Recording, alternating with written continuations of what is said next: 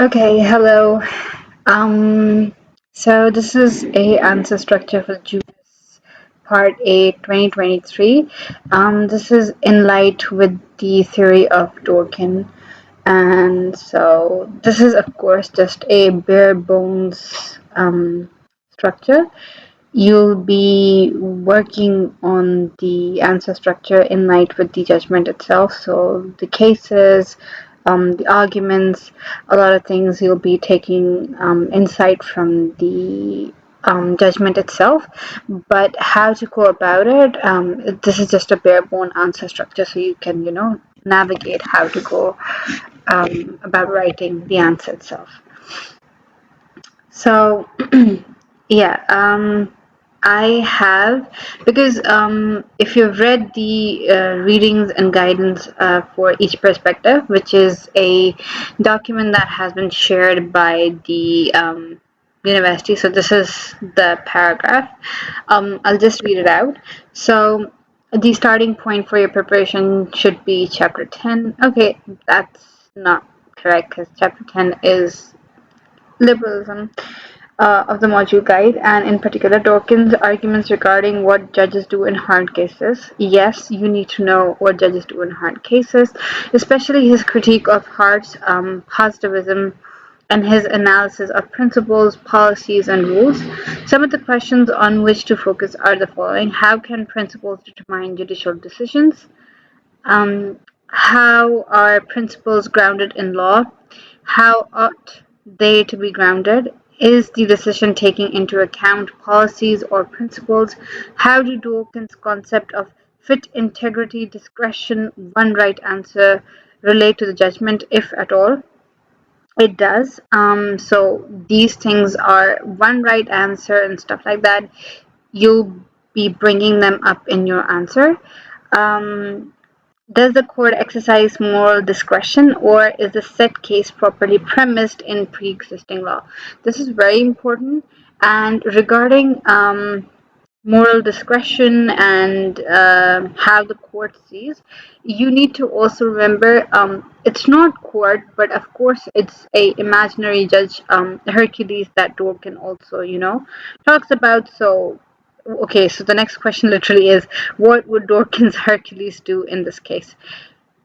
That's very important to um, know and elaborate upon that. How did Dworkin see Hercules firstly, and how will Hercules go about this case?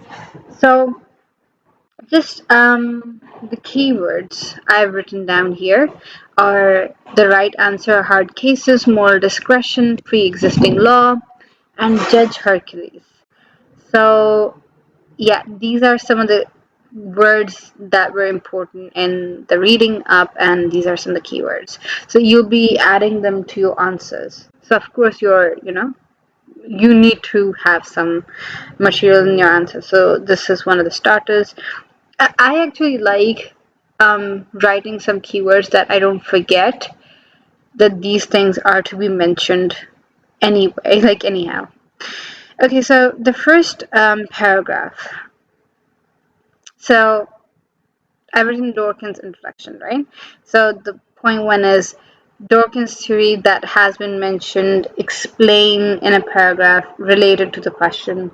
So whatever theory of Dworkin, however the question comes, if the question is directly regarding hard cases, if the question is Dworkin's theory of adjudication and judicial interpretation of law, and or it directly talks about the Judge Hercules or how he would see this case, or it could be taken in any single approach, right? So these are three questions which are kind of predicting that how the question could be set. So these three questions, of course, they're different questions, but they're about Dworkin, and there are three other questions are in the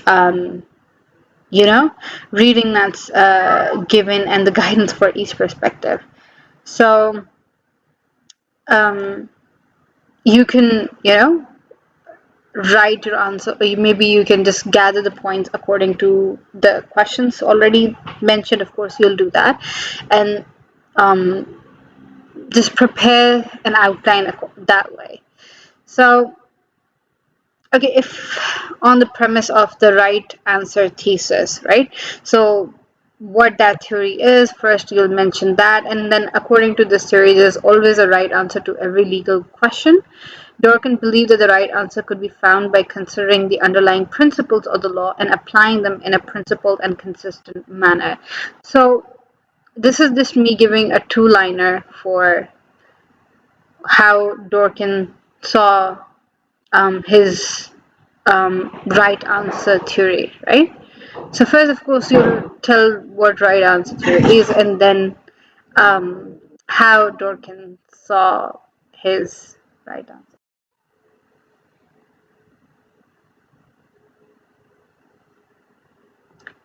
Okay, so then we move on. Okay, so this is completely just still the first paragraph.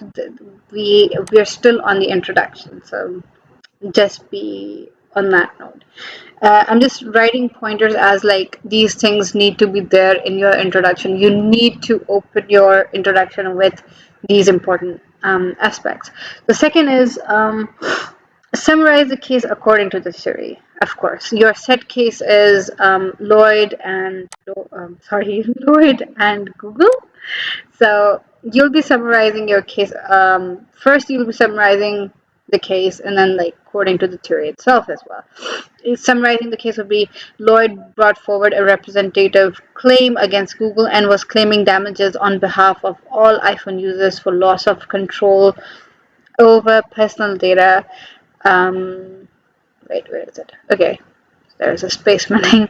Um, Control over personal data, which he argued was a legally culpable action under the DPA 1998. So, how we connect it to Dworkin is that Dworkin might see this as a hard case. So, the idea would be writing a line or two and saying that this case could be regarded as a hard case according to Dworkin, or why would this be regarded as a hard case according to Dworkin? Just like a line or something. And of course, complete the paragraph with a rundown of the answer. So here, of course, the first paragraph ends. What I mean by rundown of the answer is that you need to be clear. This is something that we kind of always miss out, unfortunately. But you need to be very clear and very articulate and you need to articulate it well, what you will be talking about in the answer actually, and what stance will you kind of be taking. So it again, I know it depends upon the examiner, because there are some examiners who would actually like it if you just tell them that this is how you see it, this is how you think it is, and then this is the answer, this is the premise that you'll be taking, and this is how your answer will be. Then there are examiners who are like, okay, this is just everything is in the first paragraph for me. It's not, but the way they see it. So you could just say that my essay would have this, something along that line. I'll talk about hard cases. I'll talk about, you know, something. I'll talk about the Judge Hercules and concluding it with the Judge Hercules and how representative actions are, or something, right? Just complete rundown of how you'll be writing an answer from the get-go. So then you come to the second paragraph. Okay, so the way I see it is, I know it might just come out of a bit nowhere, but trying to connect it with the ending of your first paragraph to the second paragraph, and then starting with a bit of rule of recognition by heart, because you will be countering it now as Dworkin did, right? Because Dworkin highlighted that Hart's rule of recognition is not able to resolve the uncertainty in hard cases. We talked about hard cases, and then uh, we have an uncertainty in hard cases, and then for that we need to know what rule of recognition is, just like literally a line of what rule of recognition, where there is no rule recognized by a rule of recognition, or that the judge does not apply the rule in light of some other reason. So that, and then all judgments will be discretionary. Perhaps the problem is Hart's conception of law informs him that adjudication must be involved in application of rules. Okay, yeah, so assuming that ROA is about full judicial discretion, a problem will arise or uncertainty, example, person charged with theft. Judge can decide on your guilt on the facts, but what if the person claims that the Theft Act does not apply to him? So there will be like a discretion and um, for the judge as well in this case, right? There must be an accepted practice as to how the act is to be applied. If it is purely discretionary, different judges will apply differently and then give to uncertainty in law, because then you don't know how the case is going to be decided. So you can talk about that because there you have this could be taken as, because you're saying that this is a hard case, right? Lloyd is a hard case. Then okay, wait. Uh, okay, yes, right. So we are on this. So this is society will not know what the outcome of the case will be. Such a system could exist, but it will be defective. To borrow from Raz, when law is purely about judges' discretion, it would also fail to be authoritative. Law would fail to supply an answer inevitably. In a functioning legal system, the rule of adjudication must not only be about setting up the institution of conflict resolution, but also about setting out the rules by which the judiciary must abide in making decisions. So this is the point of clarity, actually, right? So it's written in fancy words, and yes, I've brought in Raz as well, because it's, even though this is a part A of your answer, you need to talk about various jurists, and you need to talk about perspectives and like different perspectives and different case laws. Do not forget to put in perspectives of different jurists or several case laws, which you will be putting because there have been nearly 20 plus judgments cited in the judgment itself in Lloyd and Google, right? So you will be littering this entire answer with several cases as well. This is about jurists right now, so yeah, I knew Raz, this point of Raz came up in my head, so I just wrote it down. Okay, this is still the second paragraph, but you could just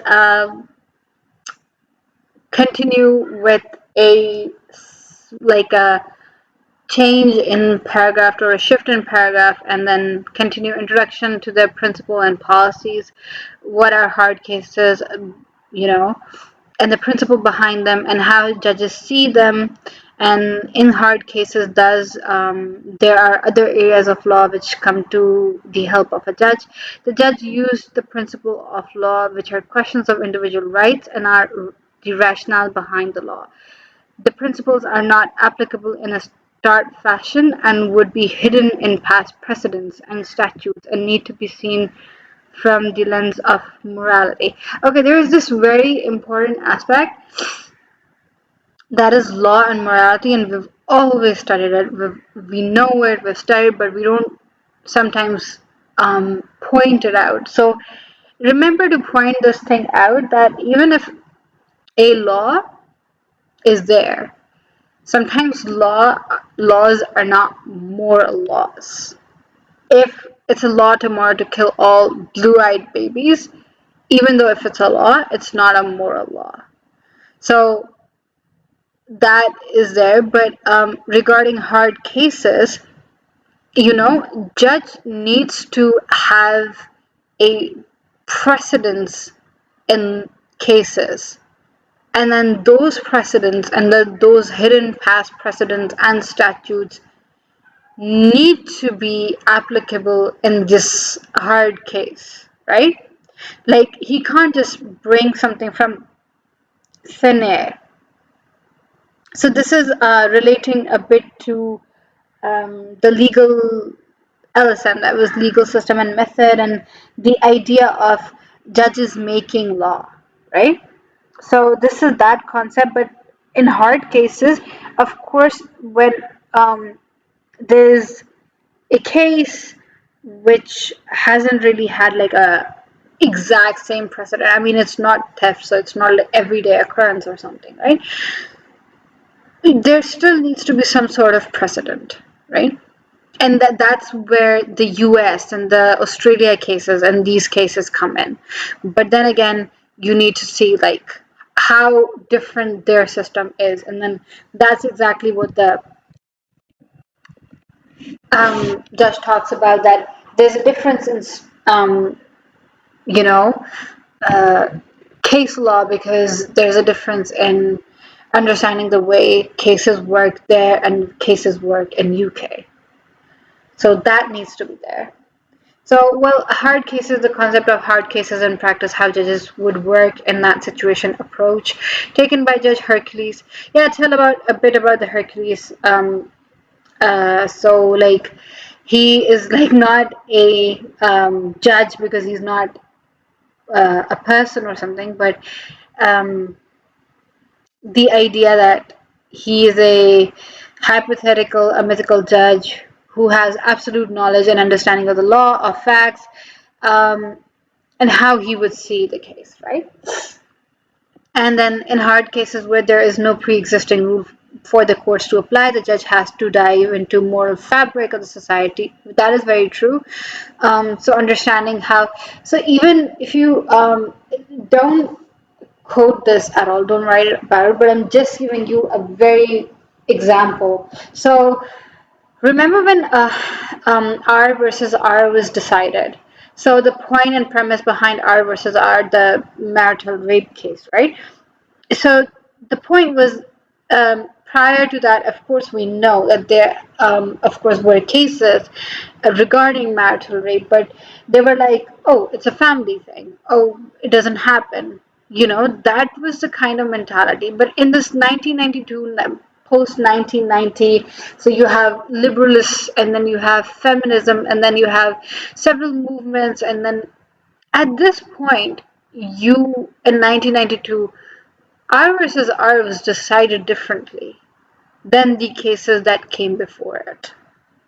So you need to understand that, society's fabric, its society's point at that time will, of course, somehow create an impact on the decisions of the case as well. So that is there. So yeah, and find out the right answer to the hard cases by finding out the principles of law dictate. Relation between the set case and the theory. Of course, I would say with every single important pointer that you write, with every single paragraph that you write, you need to go look back at the question, read the question, and are you still staying on the question? Because there are times that we just wander a bit here and there too much. I used to, so um okay, so uh how Lloyd was a hard case. Firstly, you'd be talking about that. So, Lloyd argued that law should also award compensation for the loss of control over personal data um, until the present case. So, mentions the situation where compensation has been given in the judgment. So, there are judgments, we have cases in the judgment. So, mention those where compensations have been given. And then also, oh, there's also, okay, so when you mention the judgment, do mention that the case name and also the judgment para. So there is this something that we just mentioned the case name, and sometimes we don't mention the para. Just mention the para, it kind of like iterates that, okay, you're taking it from the case, like the judgment itself, right? Moreover, I just remembered that in Lloyd's arguments, it also talked about statute. So the interpretation of statute, that was the ECHR. So EU Charter and the Article 8 of the EC. So EU Charter, the Article 7 of the EU Charter, and Article 8 of the ECHR. Lloyd argued that the loss of control of personal data was coming from the common source as a loss of control over private information. Refer to the judgments, relevant paragraphs for this as well. So this is one of the arguments that Lloyd made. You will be referring to what the judgment talks about, what Lloyd actually said in the case. Do not gloss over the case. Like, don't like forget the case while writing about a specific theory, because you need to keep on relating the theory with the case, and this case is important, right? Bringing the case over and over in this. Okay, yeah, and other arguments like the compensation, etc. More regarding the damages aspect of the case. Yeah, okay, so damages aspect of the case, I would say, um, we understand that this was a very, it was a kind of a novel situation. Okay, so regarding the damages aspect of the case, right? The courts agreed, if you read the judgment of course. So the courts did agree that a claim on such a privacy reason would succeed. But what they could not say yes to was the way they were claiming damages. Because firstly, of course, not it was nearly impossible for 4 million people to be represented, right? You don't know the people, and then how severe were their cases? Like, I'm sure someone, if might have, suffered a financial loss because they put their bank details in their phone, and then that would have been again on a very individual level, on a very individual basis. So it was impossible, and it is still nearly impossible to understand how damages would be, figured out. So just a number of £750 would just not make sense. So of course the courts were reluctant, and they did not accept that the damages part at all. Rather, they did say that, well, if the way individual claims have been, so they would have succeeded within the judgment itself, though. So courts' reluctance in awarding damages on representative basis due to problems of distribution of damages. Then court alternate approach in these matters is to adopt the prudential assurance, right? Then damages being claimed by a representative without the consent of the represented class is a policy matter. So, but there was also like um, restraint towards the policy matter, because here you need consent of the represented class, and there was just no consent. It's quite ironic, I'd say, because you see that Google didn't take consent of its users. Now here, the appellants have not taken consent of. Sorry, not the appellants. Here, the respondents have not taken consent of the people that they're representing. So it's quite funny, I think. But hey, yeah, so they're doing good, I guess, in some ways. At least these arguments are put forward, so this, we do know about that. Why damages should, okay, so yeah, where the court selectants, I've just told you 2 pointers already. Why damages should not be allowed, a general argument on that, and then why damages could be allowed, arguments on that on journal. So you could just talk about that. If you say why damages should not be allowed, so I mean, no consent from the representative class, and then it's difficult to calculate, in all honesty. I think that's one thing that I would be stumped on. How do you calculate? How do you make a class? How do you represent? How do you make a list? Who is involved in it? Are you thinking it's 4 million, or maybe it's less? Or maybe it's more. What do you do then? People have not consented, so hey, you don't know who's who and what's what.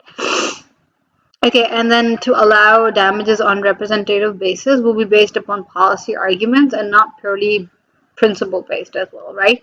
Because you'll consider the fact that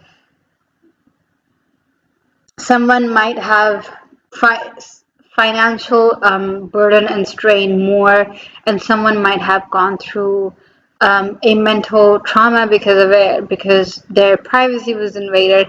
There's a very different level of understanding here. So that all, of course, these are general arguments. You can write them down. And then why should it be allowed, right? So because if um, it's not allowed, then large corporations, major corporations go scot-free, and it's it also leads to injustice and would never deter uh, the corporations to mislead its client, and then um, and this is this would actually deter litigation funding on commercial basis, because this is Mr. Richard Lloyd, and he is a from some litigation place, right? So he's being backed up by a commercial litigation funding, right? So they would be deterred, because next time they'd be like, okay, hey, I don't think so. We're gonna be doing it because we're going to be bearing the cost, but we're not going to get anything out of it, which would happen in this case, right? They bared all the costs and everything, and then, litigation is expensive, and then getting nothing out of it, even though you had a claim, but other points just didn't make sense. So you would be deterred. I think that's the reason we have the idea of just lump it up, because you might just not get, even though you have a legitimate claim, but you might not get the right compensation, damages, or you might not get justice. So people just get deterred, right? So that's there. And then Dworkin's, okay, so the important point is Dworkin's moral lens as well. So law is to be made effective. So it's not only heard that okay, law is effective, but also seen as law is effective. So this idea itself, this one would have been like, okay, so privacy if invaded by a major corporation, they will also bear the brunt of it. So they will give you compensation, they will give you damages. But if that's not done, it's quite the opposite. It doesn't really show you that um, law is effective enough, because it just let the um, corporation get free. So, and then litigation funding is important in modern day, as without it, it would be practically impossible to sue large corporations. So again, this is about monetary expense and that. Okay, let's go to the third paragraph. Okay, so this is the third paragraph. Court's approach towards the case, and then how this case was different from Gulati and MGN. So I think we all read about Gulati and MGN. So court broke down the common source arguments, right? And it, I think, gave 5 reasons for its non-application, and how this case was like different from Gulati and MGN. So by the way, like, write those down, how the court differed it from like this case and that case, and then the 2 approaches, and being like, okay, that's a different approach, this is a different approach. So by 2 approaches, I mean the integrity approach and conventional approach. So did this reflect the judge's integrity approach or conventional approach? Which approach did this lead to? You need to tell that. Then judges avoided policy arguments, stated that representative actions need to be statutorily regulated. Yes. And then elaborate on this and discuss how this was, right? Okay, so this is, of course, compared to the second paragraph, this is a shorter one. I feel like maybe you could. I wouldn't. But maybe if there's of course there's a lot to write in the second. It's not like just small. There is a lot to write in the second paragraph. You could maybe um, break it into two more paragraphs and then like write a fourth paragraph as a small paragraph and then the fifth paragraph as judicial discretion in representative actions. In representative actions, there is a judicial discretion. Is that discretion broad or limited? So, well, just answering the question itself, that is there a judicial? Yes, there is. And then is it broad or is it limited? Now, judges allow or not the leave for representative action, so defined of class, liability for cost, suitability, the representative, etc. So is it broad or is it limited, or judge has to exercise discretion in light of the overriding objective of the CPR. So um, so with discretion, also talk about the Judge Hercules a bit, or if you have already, then just skip. So yeah, so at the end would be judicial discretion or and the Judge Hercules. Okay, if you have already mentioned the Hercules, then just skip it. Or if you want to, if you can like connect it to the question of the set case, then sure. The end would be concluding paragraphs. Do you consider that Dworkin's methodology of interpretation rightly reflects the role of the courts in the society? Or whatever the question above says, and then according to, of course, the concluding and the introductory paragraphs are pretty much how the case or how the theme of the question has been decided, right? Similarly, you will go along with that theme and throughout all of the answers.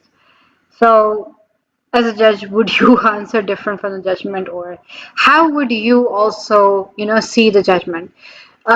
People often not write, I don't know why, but students don't tend to write how they see this judgment or how they see the theory and the judgment interact or mingle or work together. So kindly do write those like two lines of, yeah, I think that this is how the methodology worked, or this is how the interpretation was reflected, or I think this is how Dworkin's theory has been rightly, or this is how it's been reflected in the judicial interpretation, right, of this case particularly. So that's pretty much it. If there are any other questions, write them in the comments and I will definitely try to get back to you.